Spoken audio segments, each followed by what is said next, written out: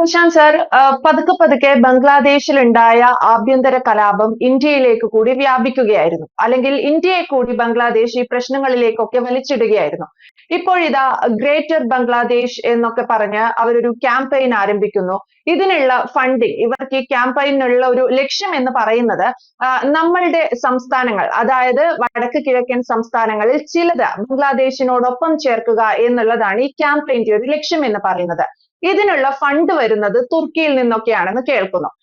ഈ റിപ്പോർട്ടുകളുടെ ഒക്കെ അടിസ്ഥാനത്തിൽ ബംഗ്ലാദേശ് ഇന്ത്യക്കെതിരായ ഒരു പടയൊരുക്കം നടത്തുന്നു. At the same time China പറയുന്നു അരുണാചൽ അവരുടേതാണ്. അങ്ങനെ അവർ ചൈന അരുണാചലിന്റെ ഒരു 27ഓളം സ്ഥലങ്ങളുടെ പേര് മാറ്റുന്നു. അതേസമയം തന്നെ പാകിസ്ഥാൻ കശ്മീരിന്റെ വിഷയത്തിൽ ഇന്ത്യക്കെതിരായ ആക്രമണം അല്ലെങ്കിൽ പ്രകോപനപരമായ ചില നിലപാടുകളൊക്കെ കടുപ്പിക്കുകയാണ്. ഇതിനെല്ലാം ഇത്രയും രാജ്യങ്ങൾക്ക്, ഇന്ത്യക്കെതിരായി നിൽക്കുന്ന ഇത്രയും രാജ്യങ്ങൾക്ക് പിന്തുണ നൽകുന്നത് തുർക്കിയും അസർബൈജാനും. അപ്പോൾ ഈ 4-5 രാജ്യങ്ങളൊക്കെ ചേർന്ന് ഇന്ത്യയെ ഇങ്ങനെ വളഞ്ഞിട്ട് ആക്രമിക്കുകയാണ്. ഏറ്റവും ഒടുവിൽ വന്ന കാര്യമാണ് ഈ ബംഗ്ലാദേശിന്റെ ഗ്രേറ്റർ ബംഗ്ലാദേശ് എന്നുള്ള ഒരു കാര്യം. ഇത്രയും രാജ്യങ്ങൾ ഇന്ത്യയെ ഇങ്ങനെ ആക്രമിക്കാൻ പ്രകോപനപരമായ നീക്കങ്ങൾ നടത്തുന്നത് നമ്മളൊരു കുറഞ്ഞ രാജ്യമായതുകൊണ്ടല്ല, നമ്മൾ കൂടിയ രാജ്യമായതുകൊണ്ടാണ്. ആ കൂടിയ രാജ്യം എന്നുള്ളതിൽ നിന്ന് ഇത്രയും രാജ്യങ്ങൾക്ക് വരുന്നത് ഭയമാണ്. അപ്പോൾ എന്റെ ചോദ്യം എന്ന് പറയുന്നത്, എന്തുകൊണ്ട് ഇവർ ഇത്രയും രാജ്യങ്ങൾ ഇന്ത്യയെ ഭയക്കുന്നു? ഇന്ത്യയുടെ എക്കണോമിക്കൽ ഗ്രോത്ത് തന്നെയാണ് അതിന് കാരണം. 2014 ശേഷം ഇന്ത്യയുടെ പോക്ക് ലോകത്തിന്റെ നെറുകയിലേക്കാണ്. അപ്പം ഇത് ലോക സഹജമാണ് ഇങ്ങനത്തെ ഒരു പ്രക്രിയ. അത് അമേരിക്കയാണ് ഇതിനകത്ത് ഏറ്റവും കൂടുതൽ ആദ്യം ശ്രദ്ധിച്ചിരുന്നത്. അമേരിക്കയ്ക്ക് അപ്പുറം വരുന്ന രാജ്യങ്ങളെ ഏതെങ്കിലും രീതിയിൽ ബുദ്ധിമുട്ടുണ്ടാക്കി അതിന്റെ വളർച്ചയെ തടയുന്ന ഒരു സ്വഭാവമുള്ള ആദ്യത്തെ രാജ്യം അമേരിക്കയാണ്. അപ്പം നമ്മൾ ഇങ്ങോട്ട് വരുമ്പോൾ, ഏഷ്യൻ രാജ്യത്ത് വരുമ്പോൾ ചൈനയ്ക്കായിരുന്നു. ചൈനയാണല്ലോ എക്കണോമിക്കൽ ഗ്രോത്തിന് ഏറ്റവും മുമ്പിൽ നിന്നത്. അപ്പം ചൈനയ്ക്കായിരുന്നു ആ ത്രെട്ട് അമേരിക്ക വെച്ചിരിക്കുന്നത്. അപ്പൊ ഇപ്പോഴും ചൈനയാണ് ഫസ്റ്റ് പ്രിഫറൻസ്. പക്ഷെ ഇപ്പൊ അങ്ങനെയല്ല. ഏറ്റവും അടുത്ത സമയങ്ങളിൽ നോക്കുമ്പോൾ ചൈനയുടെ കൂടെ ഇന്ത്യയും ഭയക്കുന്നു. പ്രത്യേകിച്ച് പാകിസ്ഥാനുമായിട്ടുള്ള ഏറ്റുമുട്ടലിന് ശേഷം ഇന്ത്യ എന്താണെന്ന് ലോകത്തിന് വളരെ കൃത്യമായിട്ട് വ്യക്തതയോടുകൂടി മനസ്സിലായി. ഇന്ത്യ നിസ്സാരമല്ല. ആർക്കും ഇന്ത്യയെ പ്രതിരോധിക്കാൻ ബുദ്ധിമുട്ടുള്ള ഒരു രാജ്യമായിട്ട് മാറിയിരിക്കുന്നു. അത് സൈനിക തലത്തിലായാലും എക്കണോമിക്കൽ ഗ്രോത്തിലായാലും എല്ലാ രീതിയിലും ലോകത്തെ ഏറ്റവും മുന്തിയ രാജ്യങ്ങളുടെ ലിസ്റ്റ് എടുക്കുമ്പോൾ 1, 2, 3, 4 എന്നുള്ള രീതിയിലേക്കൊക്കെ ഇന്ത്യ മാറിക്കൊണ്ടിരിക്കുന്നു. അത് തന്നെയാണ് ഇപ്പോഴത്തെ ഏറ്റവും ഇതിന് ആക്കം കൂടുന്നതിന് പ്രശ്നം. ഇപ്പം ഗ്രേറ്റർ ബംഗ്ലാദേശ് എന്ന് പറയുന്ന ക്യാമ്പയിനുമായിട്ട് ഈ പറയുന്നത് പോലെ തുർക്കി കേന്ദ്രമാക്കിയിട്ടുള്ള NGOs ധാക്കയിൽ പ്രവർത്തിക്കുന്നു ബംഗ്ലാദേശിലെ. അതായത് അതിനകത്ത് നമ്മുടെ വലിയൊരു ഇതെന്ന് പറഞ്ഞാൽ നമ്മുടെ 7 സിസ്റ്റേഴ്സ് എന്ന് പറയുന്ന വടക്കു പടിഞ്ഞാറൻ സ്റ്റേറ്റുകളെ, ഒറീസ, ബീഹാർ, പശ്ചിമ ബംഗാള്, മ്യാൻമറിലെ റഹീൻ സ്റ്റേറ്റ്, ഇങ്ങനത്തെ ഒരു വലിയ ബംഗ്ലാദേശും ഇതിനകത്ത് കുറച്ച് സ്റ്റേറ്റുകളൊക്കെ കുറച്ച് ഈ മ്യാൻമറിലെ റാഖിൻ അല്ലെങ്കിൽ ആ സ്റ്റേറ്റിന്റെ കുറച്ച് ഭാഗങ്ങളും ഒക്കെ വെച്ചിട്ട് രണ്ട് ഭൂപടം ആണ് ഇത്തരത്തിൽ ഈ പറയുന്നത് പോലെ പ്രചരിച്ചുകൊണ്ടിരിക്കുന്നത്. ഇതിന്റെ ഫണ്ട് മൊത്തവും തുർക്കിയാണ് നൽകുന്നത്. ഈ തുർക്കി എന്ന് പറയുന്ന രാജ്യം ലോകത്ത് നമ്മളിപ്പോ പരിശോധിക്കുമ്പോൾ പല രാജ്യങ്ങളും നമ്മൾക്കെതിരെ ഉണ്ട്.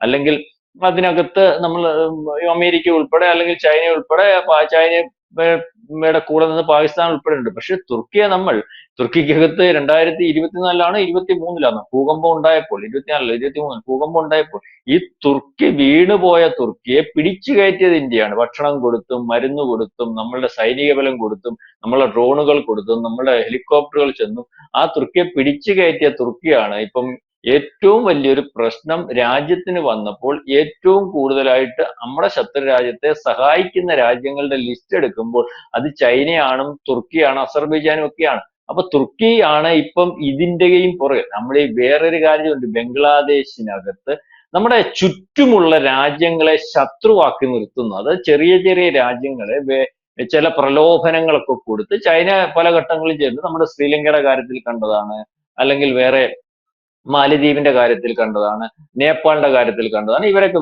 പിന്നെ നമ്മളോട് മുട്ടി നിൽക്കാൻ സാധിക്കത്തില്ല. അല്ലെങ്കിൽ ഈ രാജ്യങ്ങൾ, ചൈന പോലുള്ള രാജ്യങ്ങൾ അവരെ ഉപയോഗപ്പെടുത്തുമ്പോൾ നമ്മൾ ഇവരെ ഉപയോഗപ്പെടുത്താതെ സഹായിച്ചു നിർത്തുന്ന ഒരു അവസ്ഥയുണ്ടെന്ന് കണ്ട് ഭരണാധികാരികൾ ഇപ്പൊ നമ്മുടെ കൂടെ നിൽക്കുന്നു. അപ്പം ഏത് സമയവും ഈ പറയുന്ന രാജ്യങ്ങൾ മാറുകയും ചെയ്യും. അപ്പം ഇപ്പൊ ഏറ്റവും അവസാനം ബംഗ്ലാദേശ് ഏറ്റവും അടുപ്പമുള്ള രാജ്യമായിരുന്നു ഇന്ത്യയുടെ അടുപ്പമുള്ള രാജ്യം എന്ന് പറഞ്ഞാൽ ഹസീനയുടെ കാലത്ത് ഇന്ത്യ പറയുന്നതിനപ്പുറം ഇല്ല, ഇന്ത്യ ആയിരുന്നു അവരുടെ എല്ലാ പ്രൊമോഷൻസും ആ ഡെവലപ്മെന്റ്സിനും കാര്യമായിട്ടുള്ള. അപ്പൊ അതിനകത്ത് വളരെ ദീർഘമായിട്ട് ഒരു അട്ടിമറി നടത്തി. അതായത് ബൈഡന്റെ കാലത്തായിരുന്നു അട്ടിമറിക്ക് വേണ്ട പ്രൊമോഷൻ അമേരിക്കയുടെ ഭാഗത്തു നിന്നുണ്ടായി. ചൈനയുടെ കൈകൾ അതിനകത്ത് ഉണ്ടായിരുന്നു എന്ന് മനസ്സിലാക്കുന്നു. അതിനുശേഷം യൂനസ് വരുന്നു. യൂനസ് എന്ന് പറയുന്ന ഭരണാധികാരിയെ നമ്മൾ പരിശോധിക്കുമ്പോൾ യൂനസ് ഒരിക്കലും ബംഗ്ലാദേശിനോട് സ്നേഹമുള്ള ആളല്ല. ഹസീന ഇരുന്ന സമയത്ത് രാജ്യദ്രോഹ കുറ്റത്തിന് കേസെടുത്ത് അമേരിക്കയിൽ പോയി അവിടെ ബിസിനസ് ചെയ്ത്, അയാളുടെ മോളും മോനോട് ബിസിനസ് ചെയ്ത് അല്ലെങ്കിൽ സമ്പത്ത് ഉണ്ടാക്കി നിൽക്കുന്നത് ഇനിയും ഈ പറയുന്ന പോലെ ബംഗ്ലാദേശിനെ നിൽക്കാനോ ഡെവലപ്മെന്റ്സിനോ വേണ്ടി ഒന്നും ശ്രമിക്കുന്ന മാനസികാവസ്ഥയുള്ള ആളല്ല. അവർക്ക് അമേരിക്കയിൽ പോയി, ലണ്ടനിൽ പോയി, അല്ലെങ്കിൽ അതുപോലുള്ള രാജ്യങ്ങളിൽ പോയി താമസിക്കാൻ വേണ്ടിയുള്ള സമ്പത്ത് ഉണ്ടാക്കുന്നതിന് വേണ്ടി രാജ്യത്തെ ഒറ്റുകൊടുക്കുന്ന ആൾക്കാരുടെ ലിസ്റ്റ് എടുക്കുമ്പോൾ, അല്ലെങ്കിൽ ബംഗ്ലാദേശിനെ ഒരു മറ്റു രാജ്യങ്ങൾ ആഗ്രഹിക്കുന്ന പോലെ ഇന്ത്യക്കെതിരെയും അല്ലെങ്കിൽ ഒരു മതരാഷ്ട്ര സംവിധാനത്തിലേക്ക് കൊണ്ടുപോകുന്നതിന്റെ മാനസികാവസ്ഥയുള്ള ആളാണ്. അപ്പൊ അയാളാണ് അവിടുത്തെ ഭരണാധികാരി. അയാൾ വന്നതിന് ശേഷമാണ് ഇത്തരത്തിൽ നീക്കം നടക്കുന്നത്. അപ്പൊ ഇന്ത്യക്ക് പ്രകോപനം ഉണ്ടാക്കും. ഇപ്പൊ ഈ ഇന്ത്യക്ക് പാടൊന്നുമില്ല. ഇന്ത്യയുടെ അവിടെ തലസ്ഥാനമായിട്ടുള്ള ഈ നാഗ്പൂർ സ്റ്റേറ്റ് ഒക്കെ എന്ന് പറഞ്ഞാൽ ഒരു രാത്രി പോലും വേണ്ട. കഴിഞ്ഞ ദിവസം കണ്ട 4 ദിവസം കൊണ്ട് പ്രബലമായ ഒരു രാജ്യത്തെ, കാരണം സൈനികപരമായിട്ടൊക്കെ 15 രാജ്യങ്ങൾ എടുക്കുമ്പോൾ ഏറ്റവും വലിയ സൈന്യശക്തി ആയിട്ട്, അല്ലെങ്കിൽ ഈ പട്ടാളക്കാരുടെയൊക്കെ ഈ കരസേനകളുടെയൊക്കെ ലിസ്റ്റ് എടുക്കുമ്പോൾ അതുപോലെ നിന്ന രാജ്യമാണ് പാകിസ്ഥാൻ. പാകിസ്ഥാനെ 4 ദിവസം കൊണ്ട് പാകിസ്ഥാൻ നമ്മുടെ കാലെ പിടിക്കേണ്ടി വന്നു. യുദ്ധം നിർത്തിത്തരണം. 4 ദിവസം കൊണ്ട് പാകിസ്ഥാൻ ഭൂരിഭാഗം പ്രദേശങ്ങളും, അത് പ്രധാനപ്പെട്ട സൈനിക കേന്ദ്രങ്ങൾ, എയർപോർട്ടുകൾ, അല്ലെങ്കിൽ പ്രധാനപ്പെട്ട നഗരങ്ങൾ, പ്രധാനമന്ത്രിയുടെ നഗരത്തിന് കീഴിലുള്ള സൈനിക കേന്ദ്രത്തിൽ വരെ അല്ലെങ്കിൽ നമ്മൾ സ്ഫോടനം നടത്തി തകർത്ത് കളഞ്ഞു. അതുപോലെ തന്നെ ആണവായുധം ഇരിക്കുന്ന കരിക്കൻ ഹില്ലിൽ നമ്മൾ സ്ഫോടനം നടത്തി എന്ന് നമ്മൾ സമ്മതിക്കുന്നില്ല, ദേശീയ മാധ്യമങ്ങളിൽ ലോകരാജ്യങ്ങളും പറയുന്നു. അപ്പൊ അത്തരത്തിലുള്ള നമുക്ക് ഇത് വലിയ പ്രയാസമുള്ള കാര്യമല്ല. ഈ പറയുന്ന ബംഗ്ലാദേശ് എന്ന് പറയുന്നത് നമ്മുടെ BSF ഒരു രാത്രി വിചാരിച്ചാൽ തീരുന്നതേ ഉള്ളൂ ബംഗ്ലാദേശ്. എന്നാലും നമ്മൾ മനസ്സിലാക്കേണ്ട ഒരു കാര്യം എന്ന് പറഞ്ഞാൽ, ലോകത്തിന്റെ നെറുകയിലേക്ക് പോകാൻ സാധ്യതയുള്ള ലോകത്തിലെ ഏറ്റവും വലിപ്പമുള്ള രാജ്യങ്ങളുടെ കൂട്ടത്തിൽ ഇന്ത്യ, ഏറ്റവും കൂടുതൽ ജനസംഖ്യയുള്ള രാജ്യത്തിലെ കൂട്ടത്തിൽ ഇന്ത്യ, ആ ജനസംഖ്യ ഉള്ള രാജ്യങ്ങൾ ഇപ്പൊ അമേരിക്ക വലിയ വലിപ്പമുള്ള രാജ്യമാണ്, റഷ്യ വലിയ വലിപ്പമുള്ള രാജ്യമാണ്, അതുപോലെ തന്നെ ചൈന വലിയ വലിപ്പമുള്ള രാജ്യം. ഈ 3 രാജ്യങ്ങൾ, അമേരിക്കയിൽ 30 കോടി ജനമുണ്ട്, റഷ്യയിൽ ഏതാണ്ട് 15 കോടിയുണ്ട്, അല്ലെങ്കിൽ ഈ പറയുന്ന ചൈനയിൽ 140 ഉണ്ട്, നമ്മുടെ ഇവിടെ 145 കോടി ജനമുണ്ട്. ഈ 145 കോടി ജനമുള്ള രാജ്യം, വലിപ്പമുള്ള രാജ്യം, ആ രാജ്യം ഈ ലോകത്തിന്റെ നെറുകയിൽ എക്കണോമിക്കലിയും അല്ലെ എല്ലാ രീതിയിലും മുന്നോട്ട് പോകുമ്പോൾ, ഇവിടുത്തെ ജനസംഖ്യ അനുപാതം വെച്ച് നോക്കുമ്പോൾ മറ്റു രാജ്യങ്ങൾക്ക് ഈ രാജ്യത്തിന്റെ അല്ലെങ്കിൽ വളർച്ച വളരെ പെട്ടെന്നാവാൻ സാധ്യതയുണ്ട്. കാരണം വളർച്ച വളരെ പെട്ടെന്നാവാൻ സാധ്യതയുണ്ടെന്ന് പറഞ്ഞാൽ നമ്മുടെ മാൻ പവർ ഉപയോഗിച്ചാൽ മതി. ചൈന എന്ന് പറയുന്ന രാജ്യം അങ്ങനെയാണല്ലോ. അവരുടെ ഓരോ മനുഷ്യന്റെ മാൻ പവർ ആ രാജ്യത്തിന് വേണ്ടി വളരെ കൃത്യമായിട്ട് ഉപയോഗിച്ചത് കൊണ്ടാണ് വളരെ ചുരുങ്ങിയ കാലം കൊണ്ട്, അല്ലെങ്കിൽ കുറച്ച് ഒരു 10-25 കൊല്ലം കൊണ്ട് ഇതിന്റെ ഈ പറയുന്ന സാമ്പത്തിക വളർച്ച വളരെ കൂടുതലായിരുന്നു. അതുപോലെ തന്നെ ഇന്ത്യയിൽ യുവാക്കളുടെ എണ്ണം നോക്കുമ്പോൾ ലോകത്തെ ഏറ്റവും കൂടുതൽ യുവാക്കളുള്ള രാജ്യം. ആ രീതിയിൽ ഈ യുവാക്കളെ പരിശോധിക്കുമ്പോൾ ഇവർ രാജ്യത്ത് മറ്റ് രാജ്യങ്ങളെ അപേക്ഷിച്ച് ഏറ്റവും പ്രഗത്ഭരായിട്ടുള്ള യുവാക്കൾ, അല്ലെങ്കിൽ ബുദ്ധിശാലികളായിട്ടുള്ള, അല്ലെങ്കിൽ പ്രവർത്തന ശേഷിയുള്ള ആൾക്കാർ. അപ്പൊ എല്ലാ രീതിയിലും മികവ് തെളിയിക്കാൻ പരിശോധിക്കുമ്പോൾ വലിയ സാധ്യതയുള്ള രാജ്യം, അല്ലെങ്കിൽ അത് തെളിയിച്ചുകൊണ്ടിരിക്കുന്ന രാജ്യമായിട്ട് ഇന്ത്യ മഹാരാജ്യം വരുന്നു. അതുകൊണ്ട് തന്നെ ഈ പറയുന്ന പോലെ കാശ്മീർ വിഷയത്തിൽ പാകിസ്ഥാനെ അങ്ങനെ നിലനിർത്തിക്കൊണ്ടു പോകുന്നു. ഈ നീതു പറഞ്ഞ പോലെ ചൈന നമുക്ക് ഇടയ്ക്കിടയ്ക്ക് ഇപ്പൊ ഈ യുദ്ധം കഴിഞ്ഞപ്പോൾ വീണ്ടും തുടങ്ങി. നമ്മുടെ പല അതിർത്തി സംസ്ഥാനങ്ങൾ, അരുണാചൽ പ്രദേശ് പോലുള്ള സംസ്ഥാനങ്ങൾ അവർ പേരിട്ട് അവരുടേതാണെന്ന് വെക്കുന്നു. അപ്പൊ ഞങ്ങളിപ്പോ പിടിക്കും, അല്ലെങ്കിൽ അങ്ങനത്തെ ഒരു ത്രെട്ട് ഉണ്ടാക്കുന്നു. ഇപ്പം ബംഗ്ലാദേശ് എന്ന് പറയുന്ന രാജ്യം നമുക്ക് ഏറ്റവും കൂടുതലായിട്ട് നമുക്ക് അടുപ്പം ഉണ്ടാകുന്ന രാജ്യത്തെ അട്ടിമറി നടത്തി യൂനസിനെ കൊണ്ടുവന്ന് അന്ന് തൊട്ട് വിഷയം ഉണ്ടാക്കുന്നത് ഗ്രേറ്റർ ബംഗ്ലാദേശ്. ആലം എന്ന് പറഞ്ഞു ഗ്രേറ്റർ ബംഗ്ലാദേശിന്റെ ഒരു പടവൊക്കെ വരച്ച് ഇവൻ അവിടുന്ന് ബൈഡന്റെ അവിടെ പോയി അവനെ കയ്യും കൊടുത്ത് ഇവനാണ് എന്റെ സെക്രട്ടറി, ഇവനാണ് നാളെ കാലത്ത് ബംഗ്ലാദേശിന്റെ പ്രതീക്ഷ എന്നൊക്കെ യൂനസ് പറഞ്ഞ കഥയൊക്കെ നമ്മൾ കണ്ട വാർത്തയിൽ വന്നതാണ്. അപ്പം ഇത് നടക്കത്തില്ല എന്ന് ബംഗ്ലാദേശിന് വളരെ കൃത്യമായിട്ട് അറിയാം. പക്ഷെ നടക്കാത്ത കാര്യമാണെങ്കിൽ പോലും ഇന്ത്യക്കെതിരെ തിരിയുന്നതിന് വേണ്ടി ആ രാജ്യത്തുടനീളമുള്ള ആൾക്കാരെ വളരെ കൃത്യമായിട്ട്, നമ്മുടെ രാജ്യം ഒന്ന് വികസിച്ചാൽ എന്താണ് കുഴപ്പം, നമ്മുടെ രാജ്യം ഈ ഇന്ത്യയുടെ ഭാഗത്തിരിക്കുന്നതൊക്കെ നമ്മുടെ ഭാഗമായിരുന്നു, അല്ലെങ്കിൽ മ്യാൻമറിന്റെ ഭാഗത്തുള്ള റഹീൻ സ്റ്റേറ്റ് നമ്മുടെ ഭാഗമായിരുന്നു, അതൊക്കെ നമുക്ക് തിരിച്ചു പിടിക്കണ്ടേ, ഡെവലപ്പ് ചെയ്യണ്ടേ എന്ന് പറഞ്ഞിട്ട് ആ രാജ്യത്തെ ആൾക്കാരെ, കുറച്ചെങ്കിലും ആൾക്കാർ, അല്ലെങ്കിൽ രാജ്യത്തുള്ള ആൾക്കാരെ ഇന്ത്യക്കെതിരെ തിരിക്കുകയാണ്. അപ്പൊ ഒരു കലാപ അന്തരീക്ഷം ഉണ്ടാക്കി ഏതെങ്കിലും സമയത്ത് ഇന്ത്യക്കെതിരെ ഒരു നീക്കം നടത്തിയാൽ ആ രാജ്യത്തുള്ള ജനങ്ങളുടെ മൊത്തത്തിലുള്ള മാനസികാവസ്ഥ ഇപ്പോൾ പാകിസ്ഥാനിലെ ഭൂരിപക്ഷം ആൾക്കാർക്ക് ഇന്ത്യക്കെതിരെ ഉള്ളതുപോലെ ആക്കി തീർക്കുന്നതിന് വേണ്ടിയുള്ള ഒരു ശ്രമവും ഇന്ത്യക്ക് ഈ പറയുന്നത് പോലെ പുരോഗതിയിലേക്ക് ഊന്നി മുന്നോട്ട് പോകുന്നതിന് പ്രയാണം നടത്തുന്നതിന് തടസ്സം സൃഷ്ടിക്കുന്നു. അപ്പൊ ഒരു ഇറിറ്റേഷൻസ് ഉണ്ടാക്കി അല്ലെങ്കിൽ അതിർത്തി രാജ്യങ്ങൾ അല്ലെങ്കിൽ നമ്മുടെ അതിർത്തി അത് തന്നെ അതിർത്തി രാജ്യങ്ങൾ നമുക്കെതിരെ നിൽക്കുമ്പോൾ ആ അതിർത്തികൾ കൂടുതൽ ശ്രദ്ധ കേന്ദ്രീകരിക്കേണ്ടി വരുന്നു.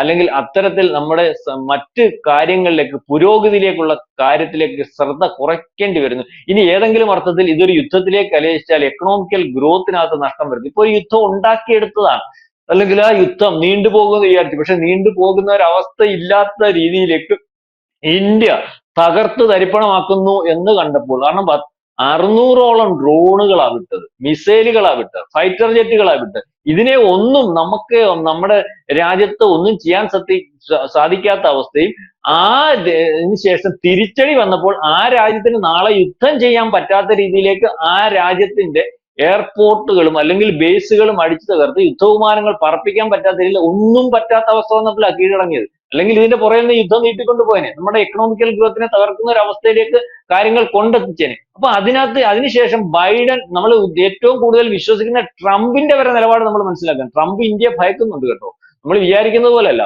അവർക്കും നമ്മുടെ രാജ്യം പുരോഗതിയിലേക്ക് പോകുന്നതിന് താല്പര്യമുണ്ട്. ട്രംപ് അവിടെ പോയി ഈ സമയത്ത് നമ്മൾ പറഞ്ഞവർക്ക് പൈസ കൊടുക്കുക, ട്രംപ് താല്പര്യം എടുത്ത് അവർക്ക് കൈ കാശ് കൊടുത്തത്. അപ്പൊ അതിനുശേഷമുള്ള നിലപാടുകൾ, ട്രംപിന്റെ ചില നിലപാടുകൾ നമ്മൾ പൊതുവെ നോക്കുമ്പോൾ നമുക്കിപ്പോ തോന്നുന്നുണ്ട് നമുക്കെതിരെയാണോ അല്ലെങ്കിൽ നമ്മളോട് പഴയ താല്പര്യമില്ലയോ എന്നുള്ളൊക്കെ രീതിയിലേക്ക് കാര്യങ്ങൾ പോകുന്നുണ്ട്. അപ്പൊ അത് തന്നെയാണ് ഇപ്പൊ സംഭവിച്ചുകൊണ്ടിരിക്കുന്നത്.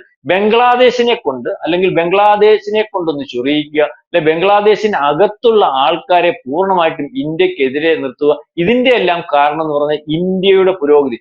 ഒരു കാര്യം പറയാൻ നമ്മൾ ആഗ്രഹിക്കുകയാണ്, ഇന്ത്യയെ ഒന്നും ബംഗ്ലാദേശിനും അല്ലെങ്കിൽ ചൈനയ്ക്കും ഈ 3 രാജ്യങ്ങൾ ഒന്നിച്ചു നിന്നാൽ പോലും ഇപ്പം യുദ്ധം ചെയ്ത് തോൽപ്പിക്കാനൊക്കുന്ന ഒരവസ്ഥയൊന്നുമില്ല. മാത്രമല്ല ചൈന ഡയറക്റ്റ് ഒരു യുദ്ധത്തിനൊന്നും വരത്തില്ല. കാരണം ബംഗ്ലാദേശിന്റെ കൂട്ടോ അല്ലെങ്കിൽ പാകിസ്ഥാന്റെ കൂട്ടോ അല്ല, ഇവിടുന്ന് 2 മിസൈലോ അല്ലെങ്കിൽ നമ്മുടെ ബ്രഹ്മോസോ അല്ലെങ്കിൽ നമ്മളുമായിട്ടൊരു ആക്രമണം നടത്തും, നമുക്ക് നഷ്ടം വരും. നമ്മൾക്ക് നഷ്ടം വരുന്നത് പോലെ ചൈന വലിയതായിട്ട് പുരോഗതിയിലാക്കി നിൽക്കുന്നത്. നമ്മുടെ ഒരു മിസൈൽ വന്ന് ഇപ്പൊ പാകിസ്ഥാനിൽ ചെന്ന് വീണതുപോലെയല്ല, ചൈനയ്ക്കകത്ത് ചെന്ന് വീണാൽ ചൈനയ്ക്കകത്ത് വരാൻ പോകുന്ന നഷ്ടം വലിയ വലുപ്പത്തിലാണ്. അത് ചൈന ഡയറക്റ്റ് ഒരു യുദ്ധത്തിന് വരത്തില്ല. ഇതുപോലെയുള്ള രാജ്യങ്ങളെ പ്രോക്സികളാക്കി, അതായത് അവിടെ പ്രോക്സികളായി ഇപ്പൊ ഈ ബംഗ്ലാദേശും ഈ പറയുന്ന പാകിസ്ഥാനും ഒക്കെ അസർബൈജാനും ഒക്കെ അല്ലെങ്കിൽ തുർക്കി അതിന്റെ കൂടെ കൂടിയിട്ടുണ്ട്. അമേരിക്കയുടെ ഇവരുടെയൊക്കെ പ്രോക്സികളായിട്ട് വർക്കുന്നത്. ഈ തുർക്കി എന്ന് പറയുന്ന രാജ്യത്തിന്റെ ഏറ്റവും വലിയ ആളിപ്പം ട്രംപാണ്, അല്ലെങ്കിൽ നാറ്റോ രാജ്യത്തിനകത്ത് വരുന്നതാണ്. ആ രാജ്യമാണ് നമുക്കെതിരെ നിൽക്കുന്നത്. അപ്പം ഇത് നമുക്കെതിരെയുള്ള നീക്കമാണ്, അല്ലെങ്കിൽ നമുക്കെതിരെ വളരെ കാലം കൊണ്ട് നീങ്ങിയിരിക്കുന്നത്. ഇപ്പൊ അതിന് ആക്കം കൂടിയിട്ടുണ്ട്. ഏത് നീക്കത്തെയും അത് വലിയ വലുപ്പത്തിൽ പ്രതിരോധിച്ച് ഇല്ലായ്മ ചെയ്യുന്ന ഒരു രീതിയാണ് നമ്മൾ കണ്ടത്. ഈ ബംഗ്ലാദേശ് ഒന്നും ഇന്ത്യക്ക് ഒരു വിഷയമല്ല. ഒരു കാര്യം ബംഗ്ലാദേശ് ആലോചിക്കണം, അതിർത്തി സംസ്ഥാനങ്ങളുടെ കാര്യമൊക്കെ പറയുമ്പോൾ 4200 കിലോമീറ്റർ ബോർഡർ ഉള്ള ഒരു രാജ്യമാണ് ഇന്ത്യയുമായിട്ട് ബംഗ്ലാദേശ്. ബംഗ്ലാദേശ് അത് മനസ്സിലാക്കണം. ഈ വടക്ക് കിഴക്കൻ സംസ്ഥാനങ്ങളുടെ കാര്യം പറയുമ്പോൾ ഇതുപോലെ ഇന്ത്യയാൽ ചുറ്റപ്പെട്ട് കിടക്കുന്ന ഒരു രാജ്യവും ഏറ്റവും മോശമായിട്ടുള്ള രാജ്യവും ഒരു ബലമില്ലാത്ത ഒരു രാജ്യവും സൈനികരുടെ എണ്ണം നോക്കുമ്പോൾ ഇവിടുത്തെ BSFന്റെ അർത്ഥം പോലും വരാത്ത ഒരു രാജ്യവും BSFനോട് പോലും പിടിച്ചു നിൽക്കാൻ കായിക ശേഷി ഇല്ലാത്ത രാജ്യവുമൊക്കെയാണ് ബംഗ്ലാദേശ്. അത് ബംഗ്ലാദേശിനറിയാം. പക്ഷെ ബംഗ്ലാദേശിന് അത് ആരെങ്കിലും പുറകിൽ നിന്ന് ഇല്ല മൂട്ടിക്കൊടുക്കുന്നുണ്ടെങ്കിൽ ചിന്തിച്ചാൽ മതിയാകും. ഒരു രാത്രിയുടെ പണി ബംഗ്ലാദേശിനെതിരെ ഇന്ത്യക്ക് ചെയ്യേണ്ടി വരത്തില്ല, ബംഗ്ലാദേശിനെ ഇല്ലായ്മ ചെയ്യാൻ. അതൊക്കെ അറിയാം. എന്നാലും ഇത് നമുക്കെതിരെയുള്ള ഒരു നീക്കമാണ്. ഇന്ത്യ അത് നിസ്സാരമായിട്ട് കാണുന്നില്ല. ആവശ്യമുള്ള സമയത്തിൽ അർഹമായ രീതിയിലുള്ള തിരിച്ചടികൾ കൊടുത്തുകൊണ്ടിരിക്കുകയാണ്. അതുകൊണ്ടാണ് കഴിഞ്ഞ ദിവസം ഈ പറയുന്ന കരമാർഗമുള്ള ട്രാൻസ്പോർട്ടേഷനും മറ്റു കാര്യങ്ങളും ഒന്നും വേണ്ടാന്ന് തീരുമാനിച്ചിരിക്കുക. അതായത് എക്കണോമിക്കലിയും അല്ലെ സാമ്പത്തികമായിട്ട് ബംഗ്ലാദേശിനെ തീർത്തും തകർത്തുകൊണ്ടിരിക്കുന്ന ഒരു അവസ്ഥ തന്നെയാണ് നമുക്ക് കാണുവാൻ സാധിക്കും. തീർച്ചയായും ഗ്രേറ്റർ ബംഗ്ലാദേശ് എന്ന പേരിൽ തുർക്കിയുടെ സഹായത്തോടെ ബംഗ്ലാദേശ് ഒരു ക്യാമ്പയിൻ ആരംഭിക്കുമ്പോൾ, ഇന്ത്യക്കെതിരായി ഒരു ക്യാമ്പയിൻ ആരംഭിക്കുമ്പോൾ നിലവിൽ പ്രത്യക്ഷത്തിൽ ഇന്ത്യ അതിനൊരു മറുപടി നൽകുന്നില്ല എന്നുള്ളതാണ്. പ്രശാന്ത് സാർ സൂചിപ്പിച്ചതുപോലെ ബംഗ്ലാദേശ് ഇന്ത്യയുടെ ചെറിയൊരു അനക്കത്തിന് പോലും ഇല്ല എന്നുള്ളതാണ്. എന്നിട്ടും മറ്റ് രാജ്യങ്ങളുടെ സഹായത്തോടെ ഇന്ത്യക്കെതിരായ നിരന്തര പ്രകോപനപരമായ രീതികളിലേക്ക് ബംഗ്ലാദേശ് കടക്കുന്നു.